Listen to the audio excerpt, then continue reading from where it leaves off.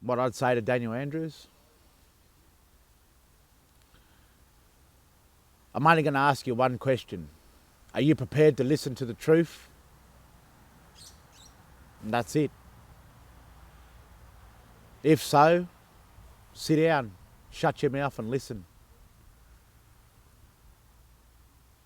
If not, don't waste my time any longer than you already have.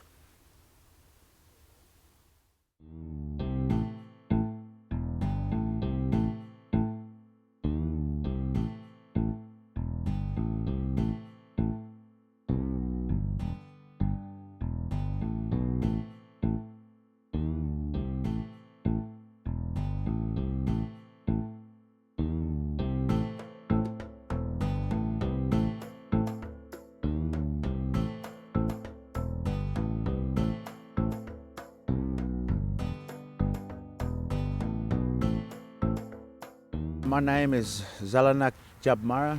We are on the Djab Wurrung landscape, and it belongs to the Djab Wurrung people, which are of the Ngunnawal clan. While we're here fighting for to save and to protect and preserve our culture right here, which is our birthing place, birthing grounds that belong to our women and children, belongs to the story of this place, belongs to the dreaming of this place, belongs to the songline of this place, which is far greater than you, me and any government that comes into power. My partner got a call out via Facebook, which was from an elder, and I kind of followed his footsteps, but I only came for 3 days. So I came up on June the 22nd. I think it started on June 18, was when the camps came about. So I came 3 days in, and it's almost 14 months later. There was a farmer, or is a farmer, that has been fighting it for 7 years. I think her last ditch effort was, you know, have you contacted the traditional owners? And she wasn't aware of to do that, but she did, and that's when she contacted the elder, and this is how it's come about. We have numerous camps, they all do the same thing. They all protect and preserve our cultural right. They're all a part of a 12.5 kilometre stretch of land that we are protecting and preserving, that we're looking after, we're holding on to, we have possession of. Many trees here that are sacred. There's in excess of 3,000 culturally modified trees in this part of country. There's many things that make them culturally modified. Me tapping on that and putting a scar in it, that's cultural modification, becomes a culturally modified tree. The placenta that my mother and father bury in the land with the tree becomes a culturally modified tree, becomes an ancestral tree, becomes a tree that is a direction tree, becomes a spirit tree because it has placenta, DNA, blood. More importantly, there's a songline and a dreaming that belong to them.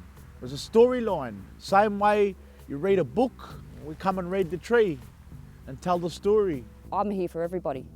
You know, this is global. This is the attack on, you know, Mother Earth. People talk about climate emergency, climate action, climate change.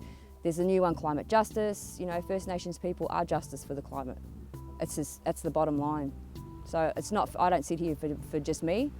I sit here for everybody globally. There's so much that comes out of this place. There's so much culture. There's boomerang throwing, there's spears throwing, there's learning how to make artefacts, there's learning how to make different types of weapons, and there's also, you know, we go and check out the landscape. There's also, you know, making sure that we preserve and sustain parts of the land. We're also putting lots of time and effort back into the land in terms of starting to go back and plant native plants and things like that in particular parts of the area. There's so much here, there's so much that's happening here, that we're not going away, that we're still here. We're still here, but we want to share. We want to share with respect, we want to share with ignorance, you know, left at the gate. We want to share with, you know, privilege left at the gate. The only way this country was built was because of our land. And if our land wasn't here, they wouldn't have come here with their ships, and they wouldn't have come to take anything. Better yet, they wouldn't even have a leg to stand on. That's how important the land is. Without it, no one breathes, no one eats, no one sleeps, no one does anything. I think it's all got to do with conditioning. You know, I think everyone's now working a 6-day week. People don't even have time for their own families. You know, we're all that distracted that all we've got time for or to think about is work. And lastly, if the trees were cut down, what would that mean to you? You might as well hang me up on a tree. You might as well hang me up on a tree. I can't go to any other country and call it home. I can't go to any other place in the world and call it home.